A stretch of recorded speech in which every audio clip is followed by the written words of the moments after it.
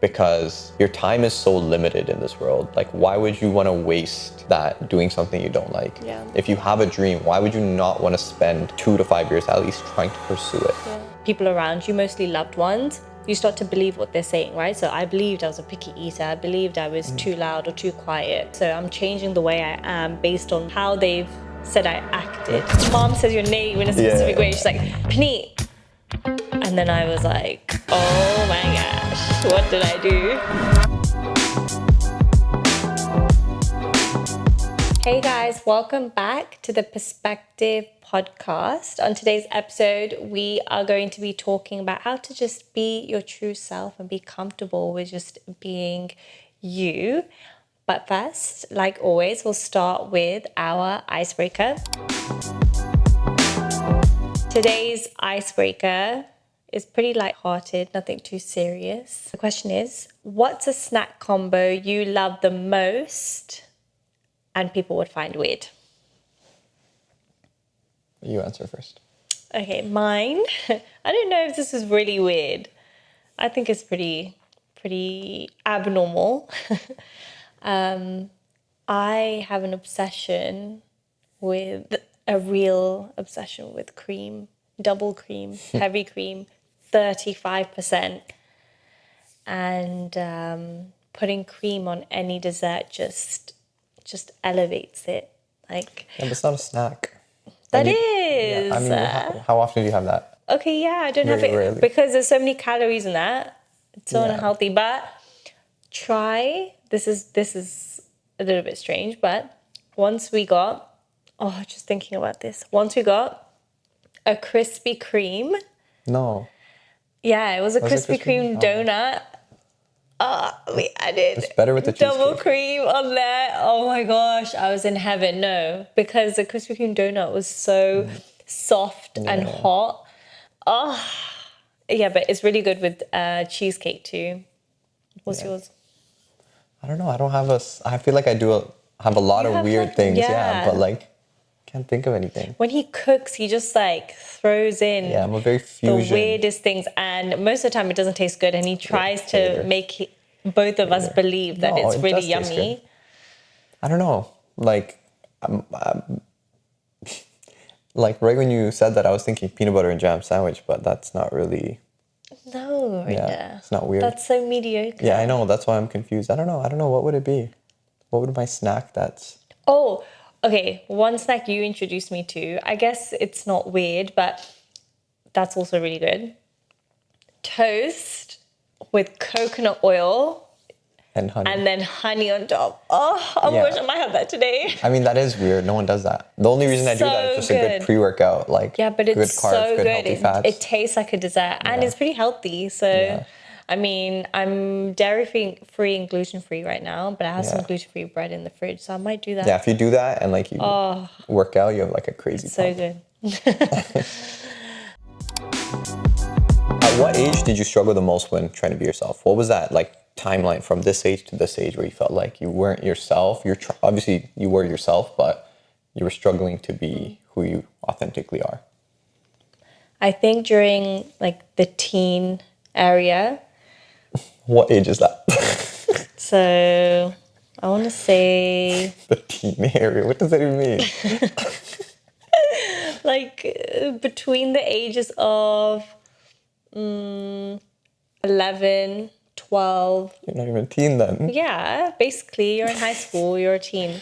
You're in elementary, no, middle school. Okay, yeah, but for me, I was in high school till I was honestly my early 20s. But like it changes, right?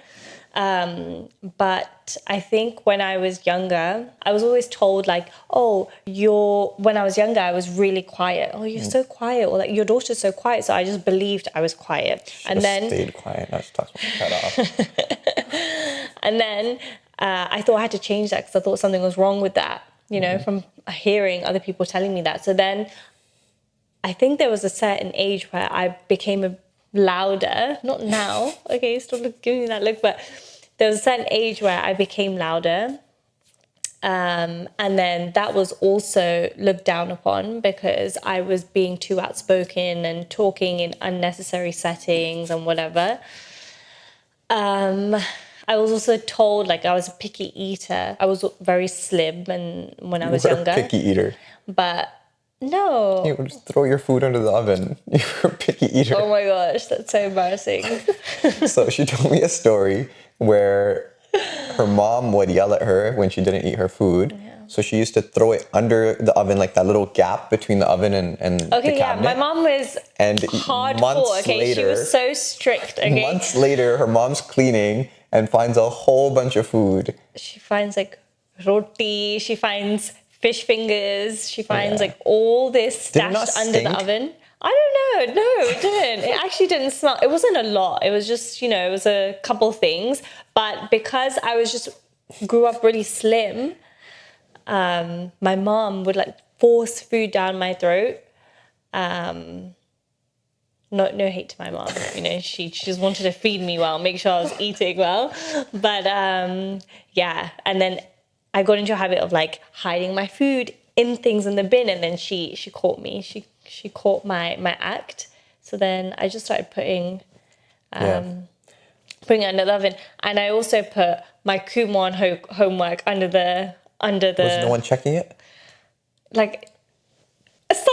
During summer, they'd give you stashes you'd of hide. homework, like timetable, and I just grab a couple of them, put it under the oven.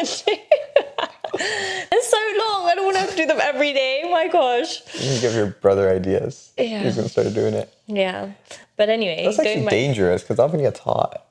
No, it actually wasn't under the oven. The Kumon homework was actually under this like slot that we had under the tiles. That Did she ever find it? I don't know. Where did it go? She must have found it. You didn't get yelled at for it? No, I vividly remember the food though and getting yelled at. She came into the living room. She was like, so Did you blame your brothers? I found no. I was so guilty. Like I can't lie. Like I remember having so much fun. I was like laying on the sofa having the best time of my life. It was like the weekend. And then she your walks legs. in, your mom says your name in a specific way. She's like, Paneet. And then I was like, oh my gosh, what did I do? And when you always have it in the back of your mind. Yeah. You know, you're looking So over one day you're going to get caught. And when she said it, I just knew. I just knew. Happened, yeah. Okay, going back to that, what in this scenario was like the life lesson? What did you learn? And looking back at it, what were you doing either deep down or what was kind of happening? Yeah, I feel like looking back to that, because at a young age, you're basically being told how you are and what you're like by people around you, mostly loved ones. You start to believe what they're saying, right? So I believed I was a picky eater. I believed I was too loud or too quiet. And that's just who I am. Which you might have been, right? You might have been some of those things. Yeah, these are just examples. Again, you're a kid, right? No, it's not just that they're examples. That's just sometimes that's what you are, right? Yeah. And sometimes we build like, I think this insecurity or this like thing in our mind related to that.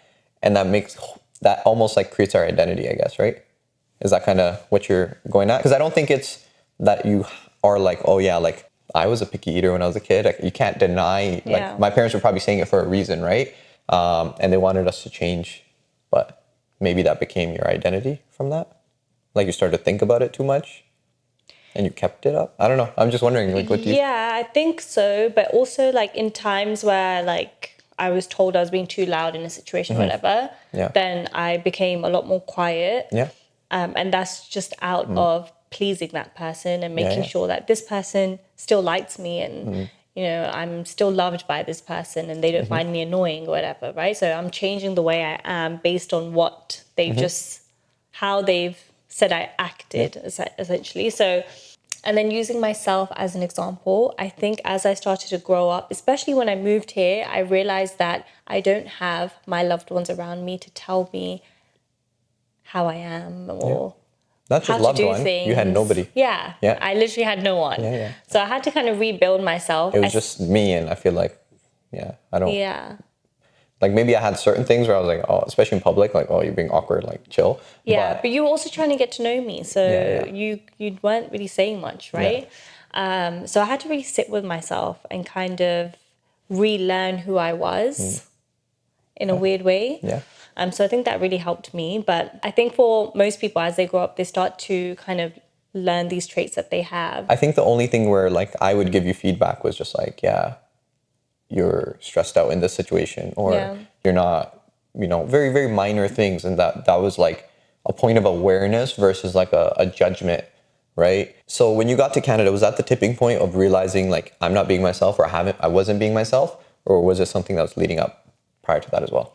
I think I was being myself. There's always a part of you that's going to act like yourself, but there's certain traits that I had to change. Yeah. And what are some techniques that you felt like were helpful for you to observe and figure out, okay, I'm not being myself? Was there certain books you read, podcasts? Like what were either those set shifts or some sort of techniques that you kind of use for that?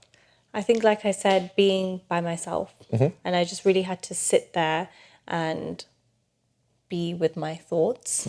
Does that mean And meditation or just being quiet, solitude? no, it's just like understanding. I think because I was away from my old life,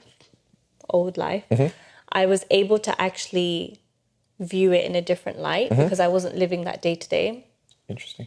So I could see how I was acting in certain situations and what I was doing and what I could have changed in certain situations. And even now, sometimes I'll look back and think, from 5 or 10 years ago, and then be like, oh, that situation, the way I acted or the way I was during that time was not okay. Or I had certain traits about myself that I really dislike now looking back.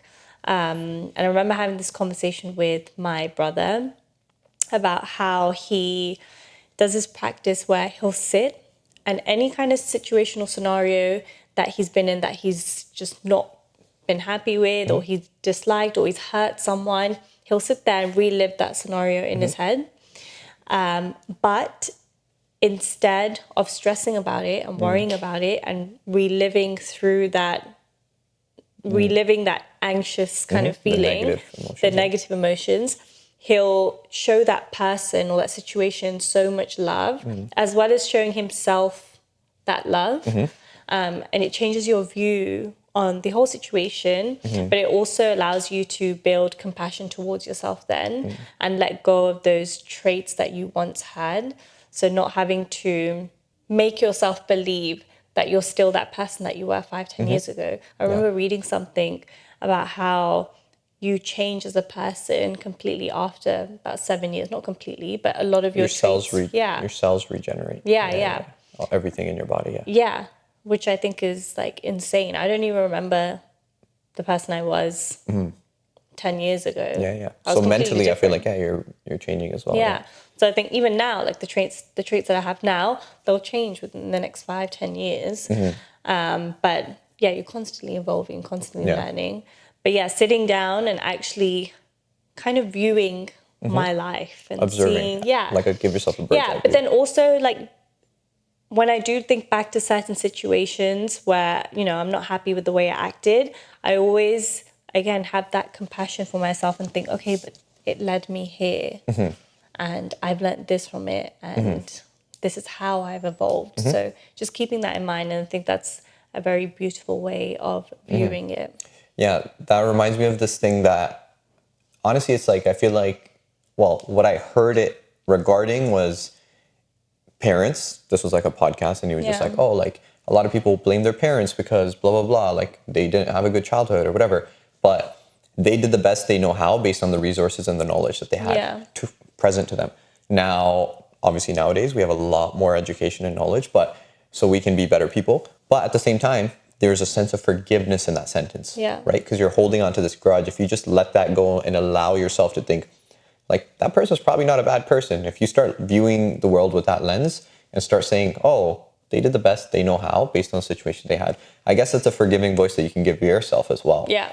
Because I could see how, like, what you just said, like, when I was thinking about it, me and you, I know we wouldn't take that in a negative way, but I know a lot of people, like, they have more of a, they hear these things, they try them, and then they start looking at in like a negative approach or negative, they have a negative outlook on it. Like, oh crap, I was this bad person in that situation. They start beating themselves up about it, which I've done in the past. Yeah, and which I still do at times too. It's not that I don't. Like, I do think back to certain scenarios and I think, wow, like I was so horrible. Like, I wish I didn't do that this way, you know? Yeah, which, no, I think we all have that. But if you start going through a negative spiral because you start thinking like, oh, I was such a bad person, or that situation was so bad, that person was so bad, whatever it might be, then I think you're starting to put yourself in like a negative spiral or a loophole where it's like, oh, it's not leading to a positive outcome. Yeah. Versus some level of forgiveness of that situation, forgiveness of that person, who you were or who was in that situation, creates like a completely different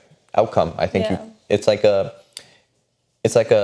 breath of fresh air. You finally get to relieve some sort of burden that was on you or trauma that was on you. Yeah. Another one, you were here when I did this. It was the inner child meditation.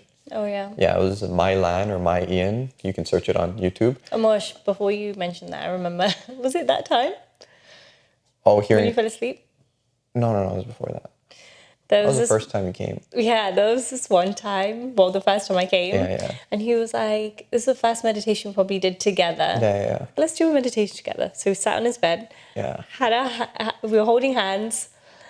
And then like 30 seconds in, I just hear, and I'm like, okay, maybe he's just breathing heavy. And then I still have my eyes closed. And then after like 2 minutes, he's like falling off the bed. And I'm like grabbing him. No, you didn't grab me. I caught myself. And then I was like, okay, don't worry. Let's do it again. Let's do it again. Funny. Yeah, and then it happened like twice, 2 or 3 times again. Okay, sorry, what were you saying?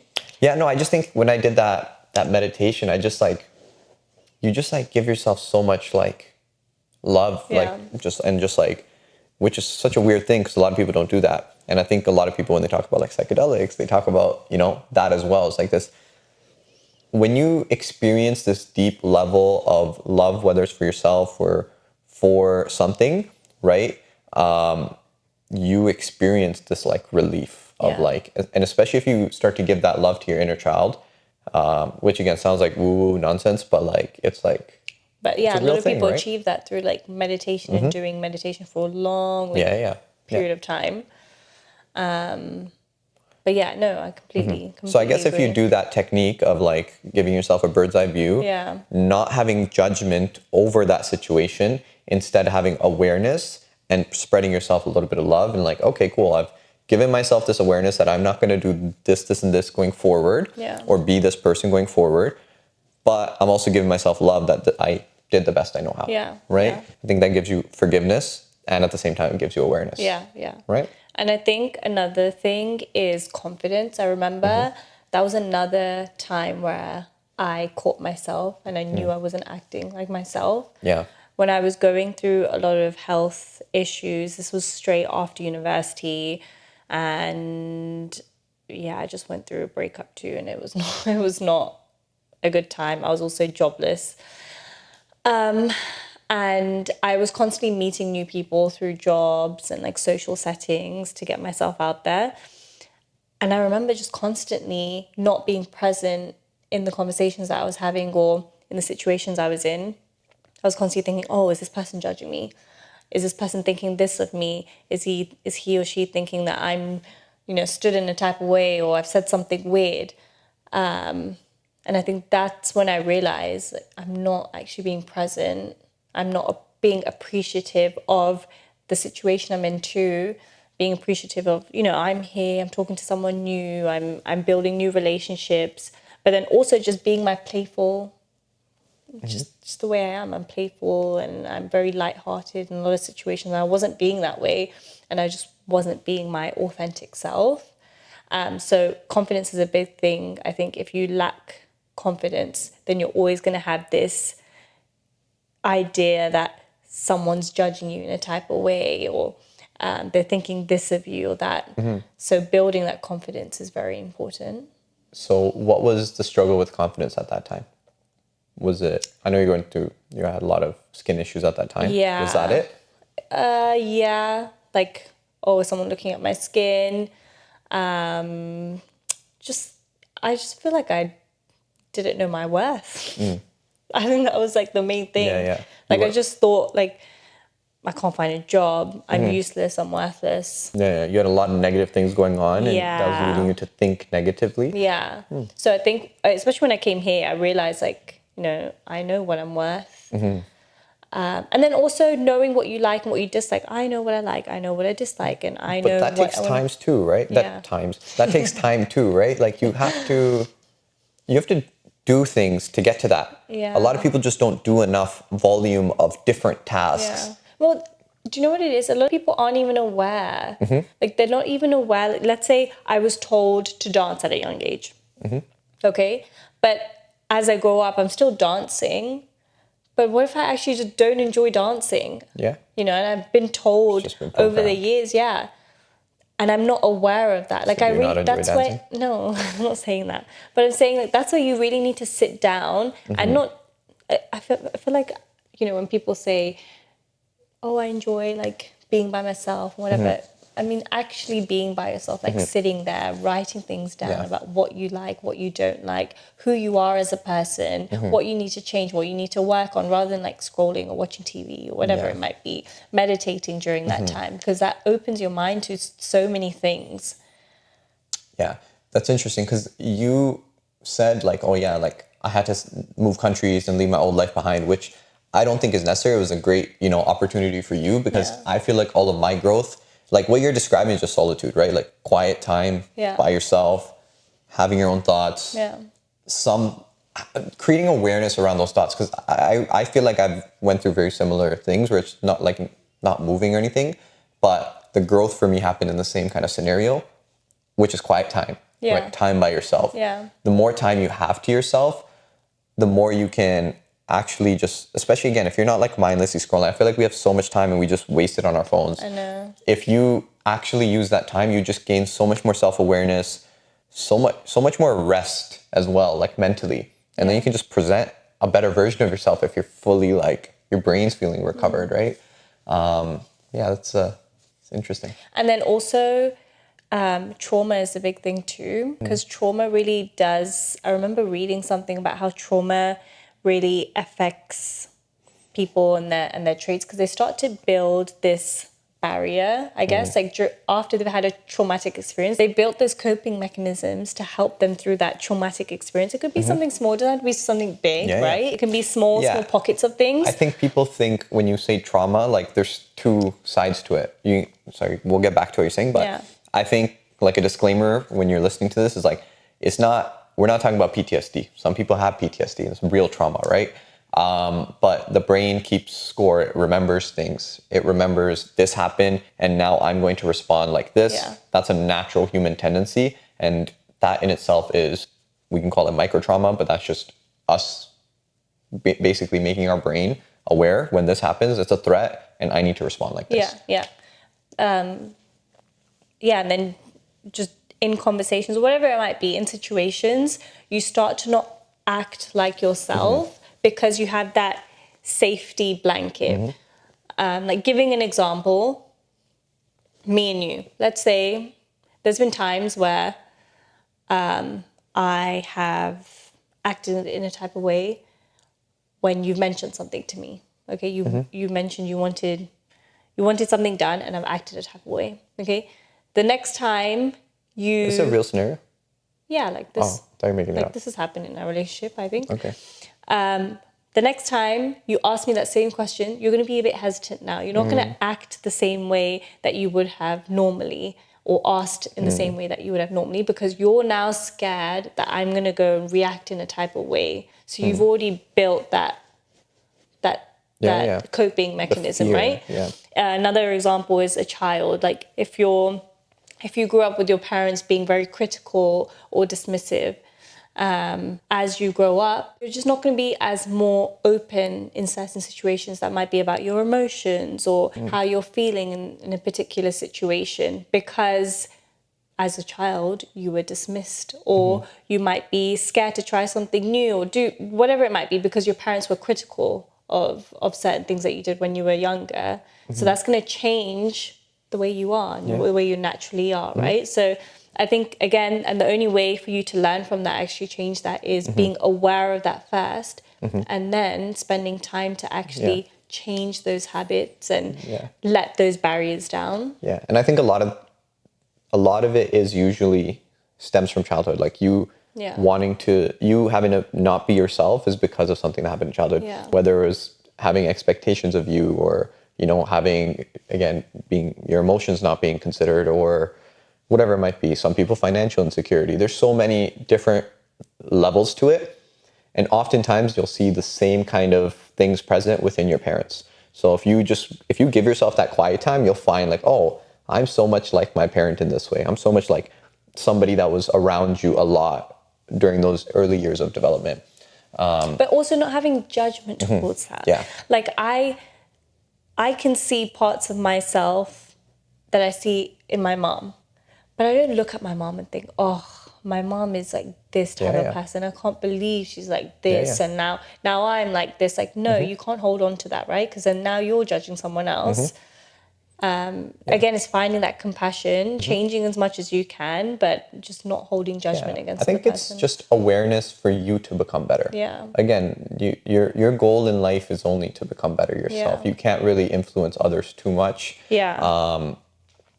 Other than when you're seeking resources. Yeah. So if someone decides, hey, I'm going to listen to this podcast because it gives me this, this, and this, then they're seeking that resource. So they might be likely to change, right? If I slapped this podcast in front of you and told you, hey, you have to listen to this, you're probably not going to learn from it unless I'm like a trusted resource for you. And you really trust me that, oh, when I've created a positive loop for you in the past that when I gave you this, you changed this or you became better within this. So it's like if someone that, like if we all talk, like if you know who Alex Hormozy is, if someone told me, oh yeah, Alex Hormozy says, hey, do this, why would I not do it? Because he made me a ton of money in the past, right? Just by him giving advice. So it's kind of like, again, we have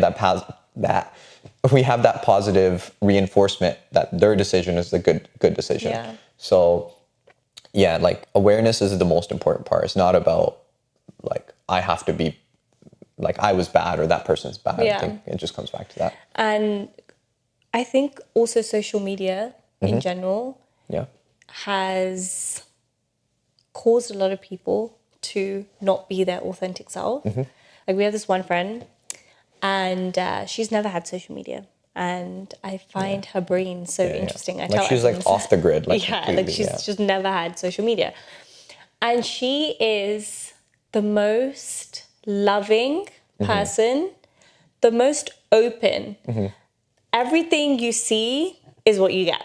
Like open to the point where when she comes into situations, like people that don't know her might find her weird. Yes, right? yeah. But she comes in, she's just herself. Happy, the way she jolly, will act at home, she's exactly the same with a new group of people for my birthday. And she'll go say hi, hey, how are you, to like random people and like and very jollily. Crack a joke, you know? Or like she'll make fun out of herself cracking a joke and no one even knows her and everyone's just looking at her like... Not looking at her, but like you could sense that there's a little bit of like discomfort. Yes. Because everyone's been programmed. Yeah. But then once they start talking to her, they're like, wow.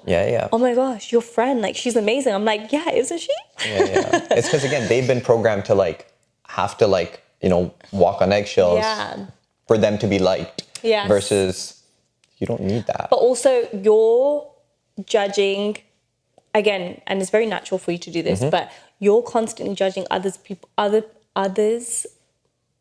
lives. And then you're judging yourself based on other people's lives too. So then you've just created that barrier and you're like, oh, this person acts this way. Maybe I should act this way, or this person thinks this is weird. I should stop doing that, So whereas she doesn't have any of that. And I find that so interesting. Yeah, I think it comes down to like caring about what people think, right? That also like Instagram stuff, like Instagram also creates like this false, for some people, this false confidence because they think there's something on social media. And for some people, it creates this lack of confidence because they're like, I am not that, right? But oftentimes when you meet either of these people, like, like both people are lost on the internet, like they're mentally not 100% there. They need to like slow down a little bit. Like life is lived in reality versus on those social platforms of like, oh, I got X amount of likes, or, oh, I, don't look like this person. Like none of that really matters when it comes down to, hey, we're sitting down and we're having conversation, right? 100%. Hey, we're going out and we're just being friends, right? Like those things, unless your friendship is based on those things, which isn't a real friendship, that's just, probably some sort of, that's more of like a business relationship because you're probably benefiting off of it. But yeah, do you kind of get what I'm getting at? I just feel like people don't need to like build real confidence in real life and not base their confidence based off someone's social standards they've set on social media.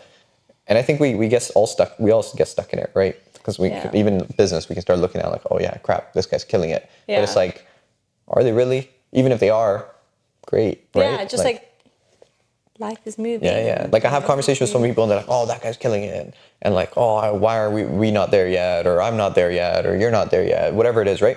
It's just like, why does it even matter if that guy's killing it or not, right? Like, because we know so many people that make X amount, but then they spend 75% of it to go get a Lamborghini, Yeah. right? And yeah, they'll write it off, but that doesn't indicate the number that's going into your bank account Yeah, or the savings 100%. or how you're living your life, right? Or even quality of life. Yeah.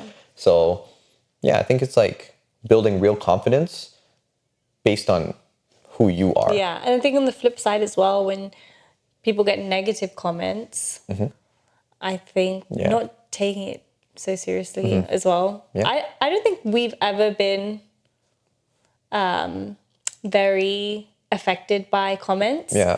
I know I haven't. I don't know about you, but I know I haven't. But I always think people who comment on posts negatively are very strange. If this person Yes. in front of me sat here and said, I hate you, I hate what you're doing right now, I think this person is crazy. I think that they're a weirdo. There's a psychologist that said that, and like a very popular one. I'm not gonna say his name because people don't like him, but Oh, I know who you're talking about. yeah. But he mentioned that if somebody if what somebody tweeted said that in out real loud. life Yeah. and said it out loud, they would get judged Yeah. for, and they would probably get like what the heck's wrong with this person? Yeah. Like they would assume that this person has some sort of like there's something actually wrong with Yeah. them, but on social media it's something that's accepted, Yeah. right? So it's like a weird dynamic where So in real life strange. it's things that are not accepted in real life are accepted on social Yeah. media, right? The racial comments and all these things, right? They're all accepted on socials, but in real life, if you said that, you'd either get punched in the face or people would think you're a freaking Yeah, weirdo, yeah. right? Most likely, most people would think you're a weirdo. Yeah. So yeah, I think it's like such a weird like world that we live in. Yeah, And it's like, it's 100%. literally just flipped on Yeah. its how it would be in reality. But I have a question for you. Yeah. How do you feel you changed Mm-hmm. or in our relationship or when I moved? Because I think now we are so open with each other. We're so open with each other, and I feel like I've seen such a new side to you in the past couple of years of living with you compared to when I was talking to you. Not in a bad way, but You know, that's good what way, I think. actually. Yeah. I think environment is huge. So I think if we kind of go for like general idea, environment is huge. You need to figure out a way where, or find a place where you can be yourself. Because I feel like that's the one thing where, one, I picked up from you because you're silly. You do a lot of silly things, right? So obviously you're going to pick up from that. Yeah. But on top of that, it's also the level of comfort to be that, right? So I think if you have a very safe environment where you can fully be yourself, you will finally be yourself, right? So I think Just off topic, I don't know, I've done this to you so many times this episode, but when I first came, he used to do this thing, okay? I hold my wrist like that. I don't know. He used to do this thing where anytime he'd get out of his car, he'd like put his hood on, and then like he'd get out of his car, like pull out his hoodie or whatever, and then just start like walking like this. And I used to always look at him and genuinely ask him like, why do you walk like that? But when you're at home, like, you know, you're walking so I do that? differently. No, now you don't. Yeah. But I remember at first when I first came, you were like very like, yeah, Cool you'd guy. walk around, yeah. And I still don't understand why you used to do that. Yeah, I think it's just, I don't know, if you think back to it, like, how old was I, 21? I think it's just like, I almost said it like that too, right? I think it's just like, again, trying to put on something that you're not, Yeah. right? I think all of that comes back to like everything. Like, I don't know, maybe putting the hood on. I still put my hood on. I find that comfortable. No, But, it's the way you did it. okay. Maybe. But like, I don't disagree. Maybe, Maybe it's right? because you don't have a BMW anymore. Yeah. Maybe when I get it, I'm just gonna straight back to being that kind of Beamer. Yeah, I think it's literally just trying to put on an image. Yeah. Could be. I don't know. Or it could also just be, I don't know. I can't think of the exact reason why I was doing that particularly. Yeah. Okay, but yeah, go back to Yeah. to what you were saying about you adapting and changing. Yeah, I think it's just yeah, once you find an environment that you're comfortable in, and I think that's something you created for me, was an environment with like no judgment of just me being me, right? Almost like pushing me to be me a That's little so bit. cute. What can I say? What can I say? Shush. Yeah, I think that's what it is, right? So that was one thing. The second thing is I feel like I also just like wasn't really using social media. Like when I stopped posting on social media, like like I feel like I tried my very best to just like create distance, which probably why I don't understand it, how to grow my social media again now. But We're getting there. yeah, I'll get back to it. But yeah, I feel like that was one big thing. Just like creating, because I feel like when I was creating content before, I was so into the social media aspect and trying to like again put on this Facade. to an extent, right? A lot of it was also I was trying to share those deeper thoughts and whatever, but at the same time, there's also still this like I'm a young 19, 20-year-old cool guy. Like I want to be cool, right? I want to be Yeah. liked by people, which I don't really think I care for as much anymore. I think Yeah. we all are tribal and we all want to be liked, but I just don't really care what people think. Yeah. I don't know. I feel like I've always had a part of me that was always like that, but I think it's just like Yeah, I guess you could multiplied way also more. like relate that back to your ego too. Not caring what people think. Yeah. Like now, Yeah. that's I have a big ego. No, no. No. Like before, you may have had like I think both a ways bigger can. ego. Yeah. Like now you're very you're like we do have ego. I'm just talking about I like don't how think it's right to try and eliminate your ego.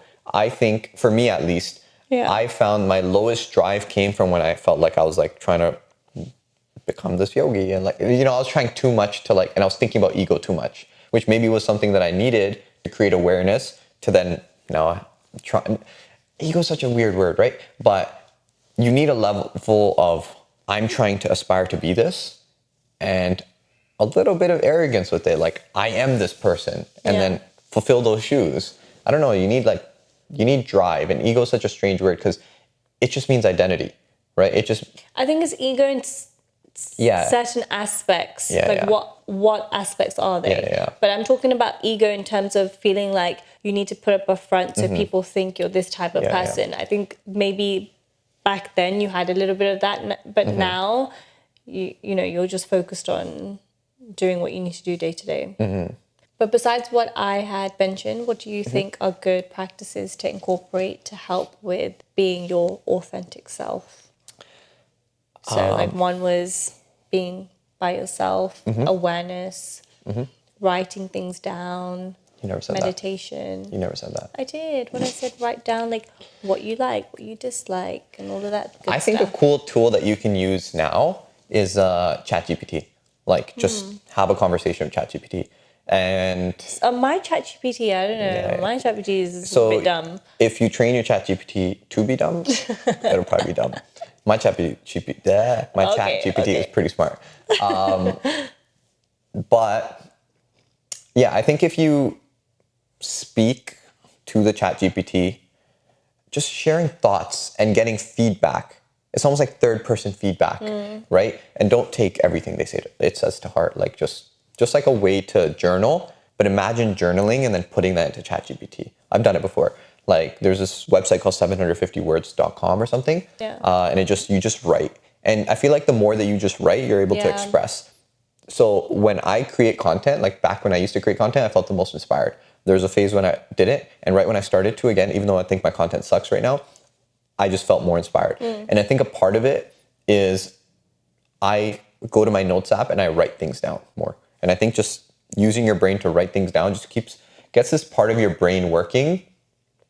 And it's related to like, especially when you're talking about self-awareness and like things like that, you're talking about your life, writing changes everything. It just kind of allows you to take everything that's in here, put it out there, and then get it back in here by reading it again. Right? So it's like a cool way to like eliminate and then analyze and then bring awareness to. So that's one cool way. Obviously, sitting with your thoughts is another one, but most people can't do that. I think they struggle with that, but again, try it. So how would you suggest doing that? Yeah, I mean, try to do it in small bits versus getting overwhelmed. Have a okay, I'm just, thinking for a few minutes, right? Don't lead it. Or have some sort of a structure, right? Yeah. Maybe have questions set out that you Yeah. have to answer, Yeah. because that might make things a little bit easier rather than you just sitting there. Yeah. And meditation would be another good thing. Putting yourself again in the environments or the communities Yeah. that are going to create that growth for you. Yeah, because sometimes it's just change that you need. Maybe, your friend circle, Yeah. like, And that doesn't mean, again, you don't have to sometimes it might mean you cut someone off, right? But oftentimes it means putting yourself in some sort of society or group or yeah, that's what I activity. meant. Because sometimes it's harder to change in a certain situation where you're already known and people know you as someone. Yeah. But then meeting someone new and just genuinely just being yourself might be easier, right? Yeah. So putting yourself in those situations. Go to like a retreat, right? Something like self-growth oriented retreat. Yeah. These things are going to help you because you're going to meet people there. And then when you're in a situation where you don't know the people, Yeah. you can actually be open, Yeah. right? And you can be vulnerable. Yeah. Hey, this is what I'm going through right now. This is how I feel. Is it cool if we stay in touch? Yeah. Right? Don't be a weirdo, right? But, no, I mean, like, don't be a weirdo where you're like constantly like, like venting every single day to that person now.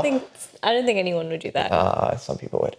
But like, use that now as a resource, right? You made one friend there, maybe you made another friend there. Then And a retreat doesn't mean like there's day retreats here where, they go through mindset, meditation and stuff. And that might help you with awareness, but it helps you connect with others too. Yeah, and like join like maybe a yoga studio. You might find someone, like I feel like the westernized approach to it now, like yoga and stuff, like it's just like general fitness. Like most people don't really care for deeper self-growth, but there might be a yoga retreat or some sort of, again, meditation retreat or some sort of self-help or mindset or, if you're into business, a business retreat. Surround yourself with people that you want to be surrounded by. Yeah, because I remember even when we went to Good Life, I Yeah. remember we went to that yoga class and that girl was talking to that yoga teacher and she was just, after the session, she asked her questions about, I think, happiness and like how do you create happiness in your day to day?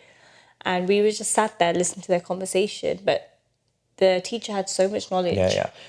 Another thing is, Instagram, right? Like I've had so many small like-minded creators that I've connected with and some even larger ones just by sending them a DM, right? And it's not on any weird, because again, I've gotten weird DMs, but like, like even people messaging me like before, like, and it would create this, I've created community with some people that's led to so many good conversations. Yeah. And I think the more you have good conversations that inspire you, and when I say good conversations, you'll know there's a certain part of your brain that just like lights on, at least for me it does.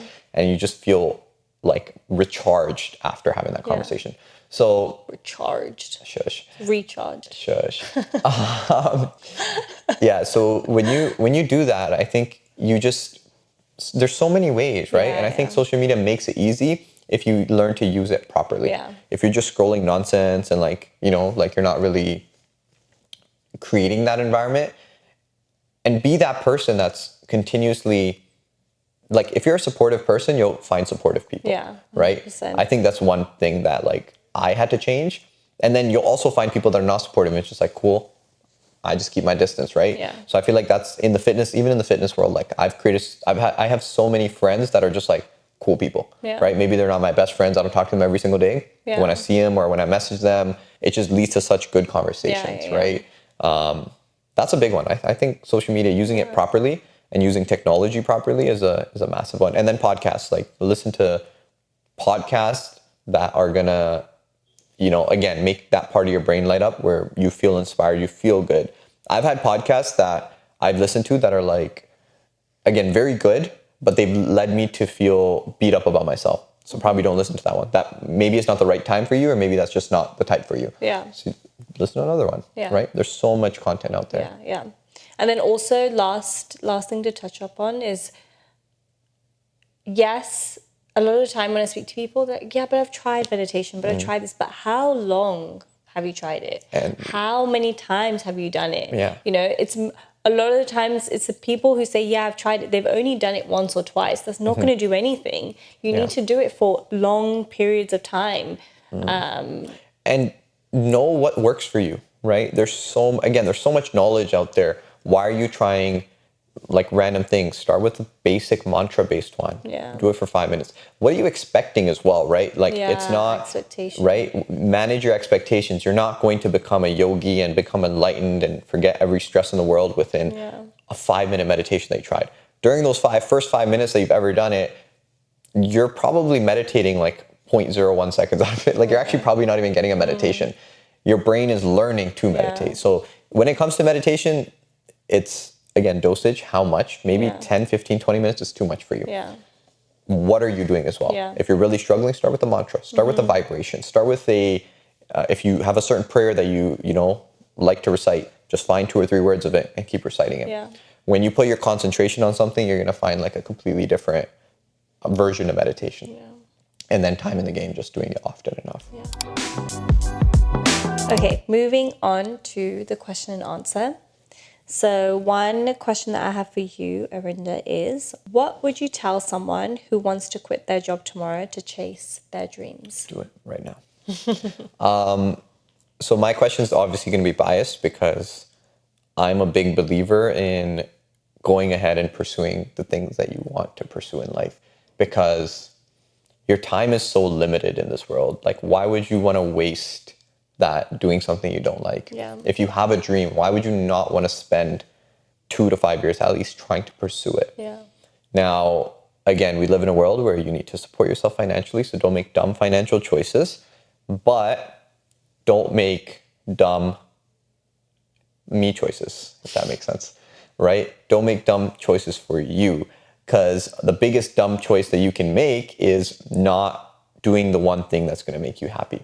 Now, if that means, you have a dream and it's not related to business, you don't always have to start a business around your dreams as well. You can often still enjoy your dreams while working a job that pays you well and live a fulfilling life that way. But if you feel that there's going to be an extreme amount of fulfillment within that dream, and that's going to be a job or some sort of work or something that you're doing, pursue it. Figure out how you're going to pursue it. Learn to weigh your risks. There's multiple layers to it, but find a plan. Like, execute that plan though. Don't just wait. Don't procrastinate on it, because you don't want to be, old and in your deathbed wishing you did something else. Yeah, and go off your timeline. Yeah. Everyone's timeline looks different. So, for example, my brother wanted to be an osteopath, but he was working and he's very fulfilled with the type of work he does. So he's just doing it part-time, and he accepted the fact that, okay, it's going to take me 5 years, but at least I'm going to be able to do something I enjoy after 5 years. So everyone's timeline looks different. And I think we often, again, we have a negative bias, unless you don't and you're willing to, you're a gambler. But most people have a negative bias where they're going to assume the worst, and they assume that, oh, if I do this now, my life is going to go terribly wrong. Yeah. Most of the time it's not.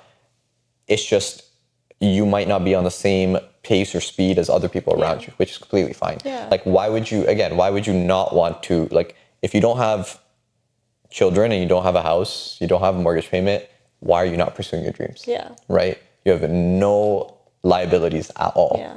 And worst case scenario, you lose 20,000, 30,000, 40,000, whatever, right? But at least you tried, and you don't have that weighing over your head, because that's a bigger burden. Yeah, because those numbers look a lot bigger to you at first. Yeah. Until, you actually build something. And it's like, whatever, if I lost it, I lost it. Yeah. Right now, I look back at, like, again, when we had a sour business partnership and we lost 16,000, and I was terribly scared. Yeah. And now I'm like, whatever. It was worth it, right? I paid again just for that lesson, Yeah. So, yeah, pursue your dreams. Be yourself and pursue your dreams. Okay, final question. So if you were to go back to high school, you being who you are today, what would you do differently? What would you tell yourself? How would you act? Goes back to kind of our topic for today. So how would you kind of go about it? I think I just have more fun. Now looking back, honestly, I wasn't the brightest kid at school, so I was average. I was like your average bean, you know. I wasn't bad at school, but I wasn't amazing. I do know. Stop being mean. Sorry. But I wouldn't go back and tell myself to work harder because look at where I am now. I know people who aren't or weren't as maybe academically smart as I was at the time, but they're doing way more successful things than I am. So I don't think I would tell myself to lock in more or study harder, whatever that might be. But I would tell myself to have more fun, be more present, not stress over little things, not judge others as much as I may have when I was younger because of maybe how I felt at the time. Yeah, that's about it really. But mostly just have fun, enjoy my young life. It's weird. I was so I don't know how old I was, but I was at a bus stop and this lady who just came up to me. She was taking the bus as well, and she was like, "You go to that high school?" She was probably like in her mid-20s, and she was like, I was like, "Yeah," and she was like, "Just have fun." Aww. Yeah. And she was like, it's such a weird thing. And I remember that like throughout high school and even through university, just something that I don't think about it now, but when I was younger, I thought about it quite a bit. She was like, "You're never going to have this time again. You're never going to have high school again." And she's like, I look back to it again. I don't know, maybe she just wasn't, having a good time in her life at that moment. No, I think But- I always think that too. I always think, oh gosh, I wish I was back in high school. High school's so fun, so much fun. I feel like I tried to, especially after that moment, I tried to just have more fun. Yeah. And yeah, I agree with you. I think that's a common thing for a lot of people though. I wish I built better habits though. That's one thing. Yeah, maybe certain habits. I wish I built better habits that would have led me to just better productivity, better time management, Yeah. those things. But yeah, having fun is like one of those things where it's just like, yeah, you never have a second time again of that moment. But it's crazy because I was watching a video the other day and this interviewer asked elderly people, what's one message you would give to young adults or people Yeah. in their 20s or whatever? And they literally said the same thing. They're like, don't stress, have fun and travel, see the world, because we didn't get to see the world. Yeah. So that means you have to take me to a country, Arinda, take me on holiday. Okay. We'll see about that. But yeah, I think we just lose our presence so much. Yeah. Like you never have a moment again. Yeah. Like that moment is gone. So it's like just enjoy every moment of life. Yeah. Because there's only a few moments. Okay, and that wraps up episode 4 of the Perspectiv podcast, and we will see you next week.